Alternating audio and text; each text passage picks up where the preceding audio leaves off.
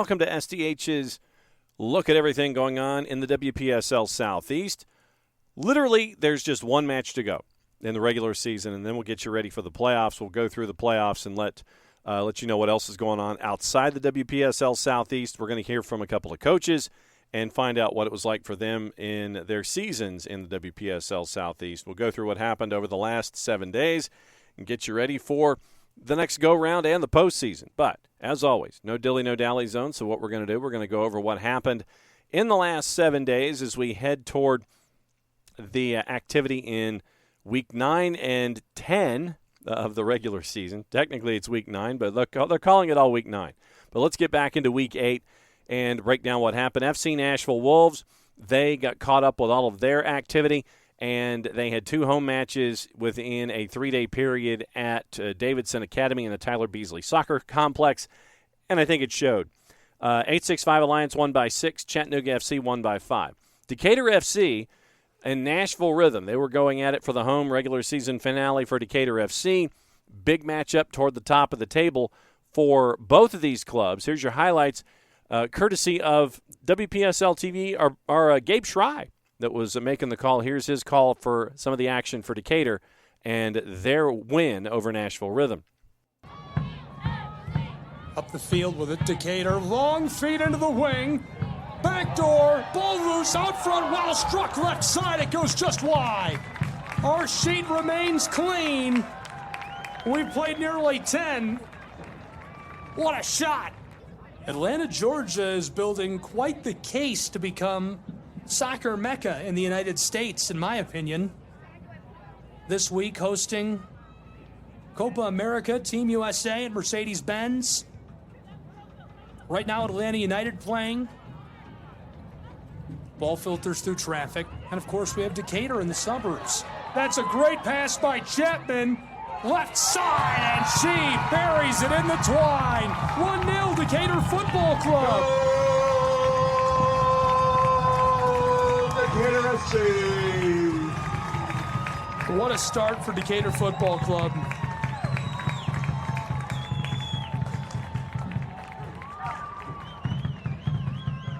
A great pass got us started on that one. Chapman somehow feeds that up to the winger from Flowery Branch, Georgia, Griner. That's her 3rd goal of the season.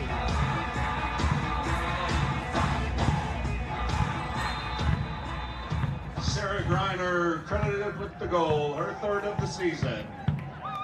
A number of matches happening around the Southeastern Conference tonight. I'll run you through all of those. They are up in Nashville playing the Wolves. Long bend, Decatur, is she onside? Juarez running it down on the edge of the 18, 2 defenders. She's trying to sidestep as she retreats from the corner, centering feed through vacant space in the wing to Juarez. Staring down a pair, she bends it inside towards the penalty arc. Chapman fights around one defender, nearly had it tackled away. She stays with the ball. Back to Chapman. Emma looking, dribbling, waiting. Not a lot of room. Goes back out front towards the penalty arc. Sent through traffic. Here's a shot. Top right shelf. She got it. 2-0. Decatur Football Club out in front at home. With 12 minutes exactly to play in the first half, she buries it. Decatur FC.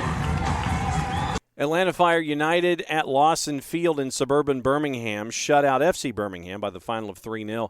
And then you had 865 Alliance, 4-0 winners at Hardin Valley over Georgia Impact. We'll catch up with head coach Robert Roddie coming up in just a little bit from Impact.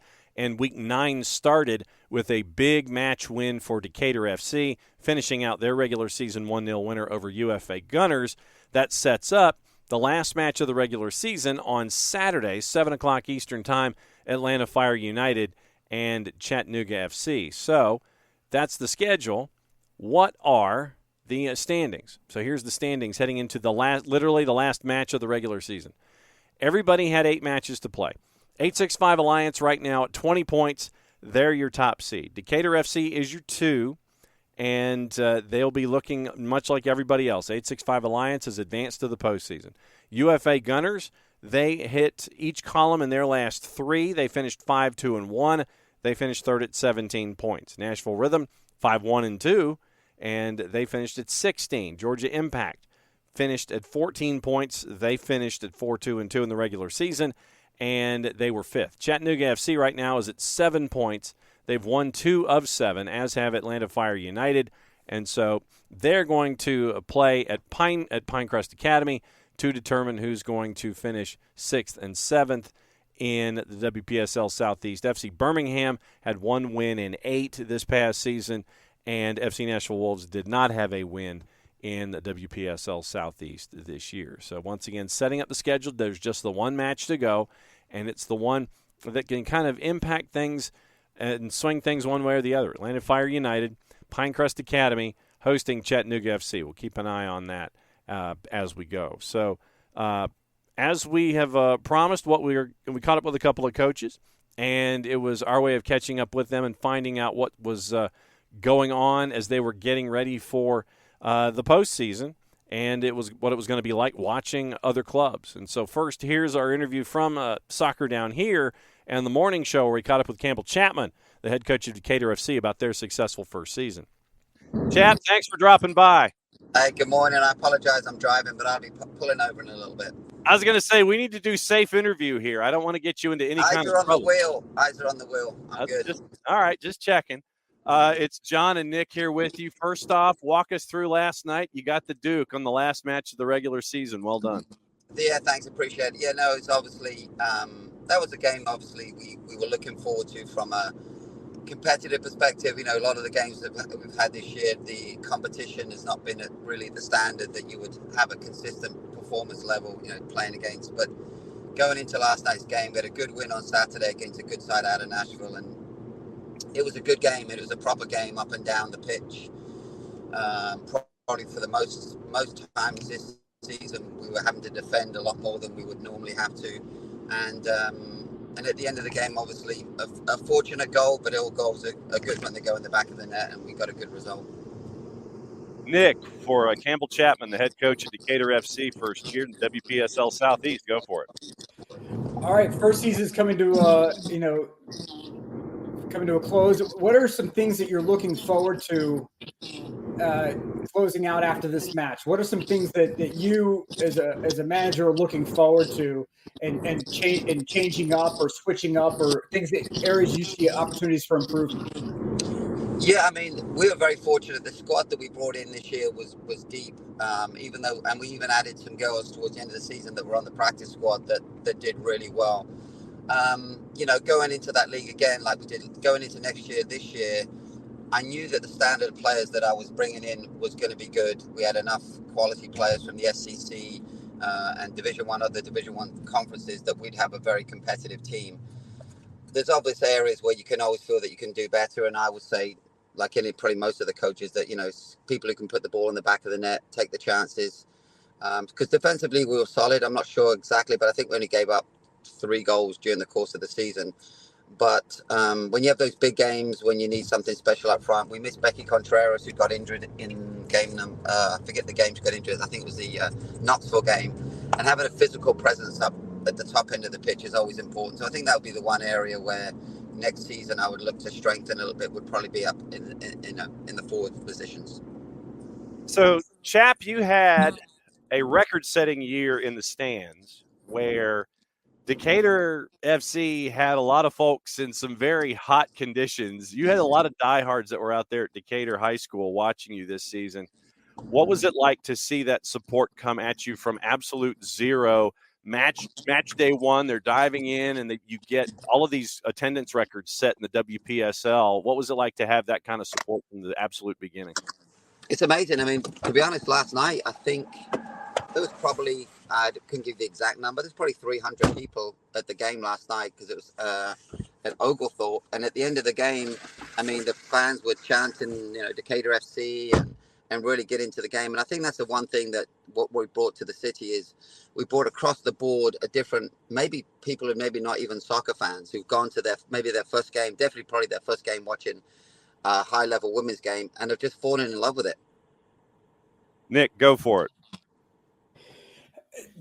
this is kind of a out of left field question a bit. Playing in downtown Decatur, right? We're not talking about playing in downtown Atlanta, downtown, like of a large major metropolitan area. We're talking about that sort of neighborhood club feel that you get a lot of times in Europe, right? Where you have like the stadium is within walking distance of where you live. It's embedded inside of these neighborhoods. Can you talk a little bit about that sort of the atmosphere that Decatur has been able to build there because of your location, because of the sort of neighborhood vibe that you guys have been able to put together there? And because I feel that that's something that needs to grow more here in America, as far as having neighborhood clubs that you can build with and grow with. Can you talk a little bit about the vibe that you're feeling out of Decatur right now? Well, I think, I live in Decatur and Gareth lives in Decatur. And, Decatur is a unique environment to live in the sense of like, there's nothing really like it, especially being in downtown Atlanta, and you don't even know when you've entered it and you're in it. But the community of Decatur really embraced that's, I think, the sport more than anything. That, I always say, I've only seen the movie Home Alone, where, they break into the house when people go on vacation. And I always said, if there was an Atlanta United game and you're a burglar, that would be the best place to be, would be Decatur. You just find every flag and just go have at it, because, they love it. And I think with Decatur FC, what we brought is, we've just sort of piggybacked, I think, a little bit on the Atlanta United way that people have the flags in this, outside the houses. And I think the people have, well, one, obviously social media plays a huge part of, getting the word out. But once people came to a game, I think they sort of felt like this would be something that they could do again and do again. And the city was great with the support they gave as far as making it accessible, people getting into the stadium really quick. Even if they got there late, you could still have that walk up, back home in England, you talk about the Premier League. I go back home and the hardest thing to do is get a ticket for a game. And that's why, like you're talking about, Nick, the smaller clubs are still being able to survive, because people want to watch professional football. And so it's accessible. They just go to their own local club. The Premier League now is very difficult to get tickets for. And I think that was one thing that was helped Decatur FC is that you could still walk up on a Friday at 7:00 and get into the stadium and watch a game. So Campbell Chapman now investing in safe interviewing here on the morning show. I'm parked. I'm good. It's going over the season for Decatur FC in the WPSL Southeast, finishing second in the regular season behind 865 Alliance by 1 point. The one draw versus the one loss making the difference. 865 Alliance finishing on top with 6 wins and 2 draws. Decatur finishing 6-1-1 on the year. And yet, Chap, you only gave up 3 goals the entire season. When you look at everything that you have accomplished on the field this year, off the field, getting all these attendance records, if I had told you at the beginning of the year that you would have gone 6-1-1, that you would have been 1 point out of the top in the WPSL Southeast, that you'd be setting all these attendance records, if we were at O'Sullivan's and we had this conversation before the season started, what would you have told me? I would have shook my head. I would have said, that like I said before many times, we'd have been happy with having 200 people at the games, because you have no idea of the growth of what that could, when people started talking about we're having a team, I mean, it was really just Gareth and I just telling everybody we're going to be doing this. And then consequently, with the explosion of I think getting the word out, like I said before, the city having it and pushing it through their flags and the banners and social media, it just started to become a little of an underground thing. And then, of course, when we started playing, and I think the most important thing, John, as well, is we did play good football. We were a good team to watch. And I think people enjoyed coming to the game and then seeing how well we were playing. And the girls were fantastic in playing good football. And I think that helped with us keeping it going over. People wanted to come back and say, oh, we'll watch them again. Because, if you're not a good product on the pitch and the games aren't good to watch, then why would you go back? And I think that was an important part of something that we couldn't really see, because you never can say, I mean, if you watch Decatur FC play now, how we're going to play. And I think that's something that kept it going more than just just people going for the first time, is that people came back. One last go around with Campbell Chapman, the head coach of Decatur FC. Nick, go for it. Well, this is not even so much a question. I think I'm just extremely proud of the fact that you guys have been able, because I've known Gareth for a long time, from his days with the Atlanta Beat, whenever he first got that program up and running. I'm so proud to see neighborhood clubs, community clubs thrive and come out of the gate and kicking in doors and, really making a statement. So the only thing I would do is issue a challenge really to you guys and say, just please keep this up. Don't change that mentality.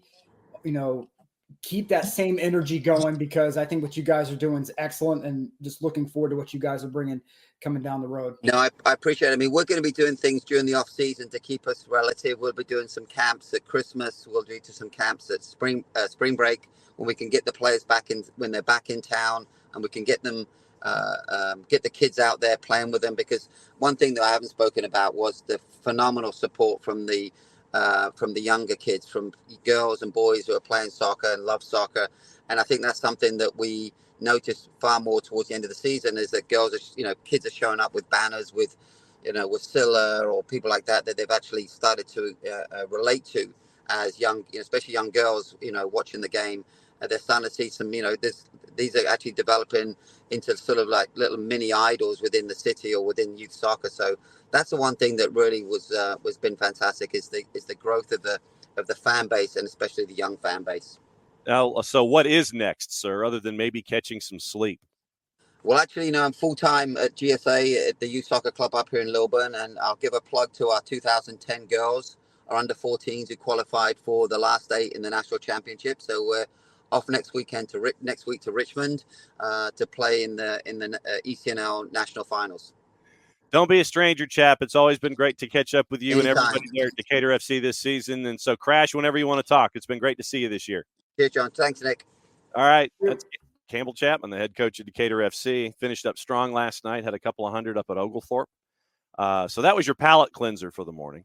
And then Coach Rod from Georgia Impact joined us in between camps and trying to make sure that everything was going as smoothly as possible for Georgia Impact in a camp sense here in the summer. Here's our quick conversation with him about the season that was recently completed for Georgia Impact.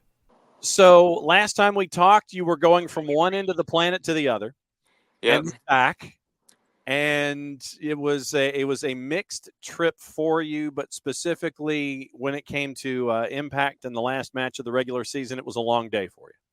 Yeah, it was a really bizarre one, honestly. So, we were missing a couple girls going into that final game. So we knew that things were going to be a little bit different, and we were going a little bit more into our squad depth. But really don't think that kind of came down to it as the excuse. We just didn't perform the way we should have. First 10 minutes, we did fine. We actually missed an open goal, rounded the goalkeeper and put it wide. And I think that was kind of a sign of things to come. But once... after that first 10 minutes, we kind of let 865 come into the game and, really kind of put us on the back foot, and then kind of deflected goal for the first one. And, the girls' heads just seemed to drop. So, it was a strange one. I think it kind of came down to, the Decatur game the night before. We knew that because they beat UFA 1-0, that meant that we could not win the league. It was impossible. So, so because of that, it was. I don't know if that maybe got in the girls' heads a little bit, knowing that the game wasn't worth as much as what it could have been. If the right result came of that, then there was a chance we went into that game to win the league. So it was I guess maybe heads went a little bit there, but a sad way to end the season on what was such a good start. When you look at this conference that you are in, I mean, it is one of the toughest across the board in the WPSL. What is it like going through that week in and week out? Yeah, I mean, it's exciting to be part of. You don't want to be part of a league where it's just going to be, you absolutely stroll all the way through it. When you're 7-8 games, you want to have that competition, and that's what drives the attendance figures as well, because people know it's going to be exciting matchups. So no, it's great to be a part of it, and to have 5 of the 9 teams in the top 25, that's huge. So it's very competitive, and honestly, it makes us be better players, better coaches, because we have to be a little bit more focused on everything that we do. So it's been exciting, but I tell you what, it's yeah, it was a fight to the death for all top five there, on who was going to win the whole thing. And I think, credit to 865. I don't think anyone really saw them coming into it, right up until the end. All the talk was probably Nashville, Decatur, UFA obviously had their moment at the top as well. And there's been surprises all over the place. So no, it's been good. It's been very, very exciting to compete in. I was going to ask, what did you learn this season, either about Georgia Impact as a team, as a group, yourself as a coach, your staff? How much of a learning experience was it for you this year? Yeah, no, it's been a great learning experience. I think for us as coaches and us as players as well, because for the coaching staff, we've had to adapt, from different formations throughout different games. We've had to study up on teams and find ways to counter other teams. And I thought we did a very good job of that. And I think that's something that, a lot of our players as well, they've been used to playing, just one formation, most of their lives, on a 4-3-3. And, we would go through 3 or 4 a game sometimes in order to counter the opponent. So I think it's been a good learning experience for them and opportunities for them to learn how to play in different roles as well. So, no, it's been good. And to do all that in the space of a month and a half as well is a tough task. So, no, credit to the players for that as well. So that lays things out for your semifinals and finals in conference play across the board. Here's how it's all laid out. It starts on the weekend, either Saturday or Sunday. The Western Conference, the semifinals and the regional semis are the weekend of the 13th and the 14th. Some folks, depending on the number of folks in a postseason, actually did get byes, and they're waiting for everybody else to figure out what's going on. So we've mentioned what is going on with all of the coaches and all the staffs, and 865 waiting to figure out what's going on. So Midwest Conference Final on Sunday, FC Pride hosting Milwaukee Torrent at the Pride Performance Center. SoCal Conference Final, San Diego Strikers at San Diego Community College hosting FC Premier Women. Saturday, 7 o'clock, Reading United hosting SJEB at Alvernia University. Atlantic Conference Final on July 6th, Charlotte hosting McLean at Charlotte Christian School. West Regional Semis are the week of the 13th. Spokane Shadow and the one who has advanced through, we're just waiting to find out who else is advanced so they can take on Shadow and take on the other matchup. West Regional Final will be the 14th. All of this is happening at Whitworth University. East Regional Semi on the 13th. It is at SUSA Orland and Cohen Sports. Waiting for one matchup to fill out completely. SUSA is waiting for the away team in the other semifinal in the East Region. Central, Sioux Falls City FC is in. This is all at Bob Young Field. And so we get to find out who the other matchup is. And in the Central Region semis on the 13th, who's playing Sioux Falls City FC. The East Regional Final is set for the 14th. Central Regional Final set for the 14th at 5 Eastern. South Regional Final is set for the 13th. And waiting for the other 3 teams is Austin Rise FC. South Regional Final will be on the 14th at 8 o'clock Eastern at Round Rock. National Semifinals at Neil Patterson Stadium. That one is going to be on the 19th. The doubleheader starting at 7 Eastern. Then the National Final on the 21st. So they go Friday, day off for region and rest. Turnaround on Sunday. And the National Finals at Neil Patterson Stadium between 2 teams that have still yet to absolutely figure it out. Week 8 power rankings in the South specifically. Charlotte's at 2, 865's at 3, UFA is at 4, Jacksonville's at 5, Decatur's at 6, and Nashville is at 10. So a lot of teams in the WPSL Southeast making a lot of marks in the power rankings, both regionally and nationally. So once again, thanks to our clubs that help us get to tell the story each and every week in the WPSL Southeast. If you are near any of the matchups that are going to be coming up in the playoffs, or if you're near Pinecrest Academy to watch the last match of the regular season, go and visit.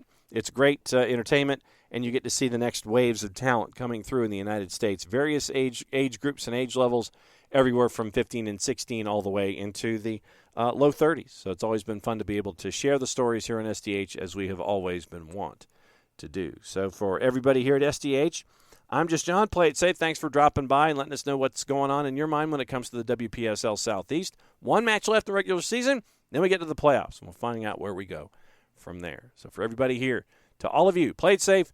We'll catch up with you next time. That's what is going on in the WPSL Southeast.